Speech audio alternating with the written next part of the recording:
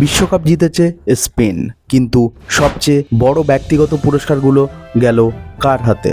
Golden ball, golden boot, golden gloves, আর কোথায় শেষ করলেন লিওনেল মেসি ও কিলিয়ান এমবাপে? চলুন মাত্র কয়েক মিনিটে জেনে নেওয়া যাক ফিফা ওয়ার্ল্ড কাপ 2026-এর সব বড় পুরস্কারের আসল গল্প।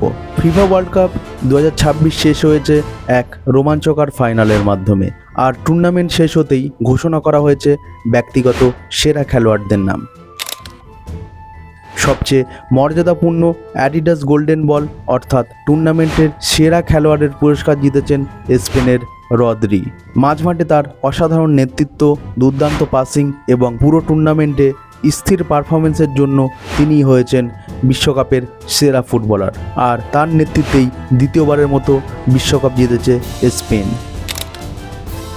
অন্যদিকে সিলভার বল জিতেছেন লিওনেল মেসি। 39 বছর বয়সেও নিজের শেষ বিশ্বকাপে তিনি দেখিয়েছেন কেন তাকে ফুটবলের অন্যতম সেরা বলা হয়। ব্রোঞ্জ বল জিতেছে কিলিয়ান এমবাপে। যদিও ফ্রান্স সেমিফাইনালে এই বিশ্বকাপ থেকে বার হয়ে গেছে, তবুও ব্যক্তিগত পারফরমেন্স ছিল তার দুর্দান্ত। এবার আসি গোলের রাজায়, অর্থাৎ গোল্ডেন বুট জিতেছেন কিলিয়ান এমবাপে। মাত্র 8 ম্যাচে করেছেন 10টি গোল, আর পুরো টুর্নামেন্টে তার গতির সঙ্গে ফিনিশিং ছিল অসাধারণ। সিলভার বুট পেয়েছেন লিওনেল মেসি, আর ব্রোঞ্জ বুট জিতেছেন ইংল্যান্ডের জুড বেলিংহাম, যিনি পুরো বিশ্বকাপে দুর্দান্ত আক্রমণাত্মক ফুটবল উপহার দিয়েছেন।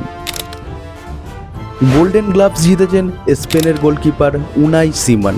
8 ম্যাচে 7টি ক্লিনশিট রেখে তিনি প্রমাণ করেছেন যে তিনি বিশ্বকাপের সেরা গোলকিপার। স্পেনের শিরোপা জয়ের পেছনে তার অবদান ছিল অসাধারণ। টুর্নামেন্টের সেরা তরুণ খেলোয়াড়ের পুরস্কার অর্থাৎ ফিফা ইয়াং প্লেয়ার অ্যাওয়ার্ড জিতেছেন স্পেনের পাউ কুবার্সি। মাত্র অল্প বয়সেই স্পেনের রক্ষণভাগের অন্যতম ভরসা হয়ে উঠেছেন এই তরুণ ডিফেন্ডার। সবশেষে ফেয়ার প্লে ট্রফি জিতেছে নেদারল্যান্ডস, যারা পুরো টুর্নামেন্টে দারুণ স্পোর্টসম্যানশিপের নজির গড়েছে। আপনার মতে রদ্রি কি সত্যিই এই বিশ্বকাপের সেরা খেলোয়াড় ছিলেন, নাকি গোল্ডেন বল পাওয়ার যোগ্য ছিলেন লিওনেল মেসি? আর এমবাপের 10 গোল, এটাই কি ছিল টুর্নামেন্টের সবচেয়ে বড় পারফরমেন্স? আপনার মতামত অবশ্যই কমেন্টে জানান। ধন্যবাদ।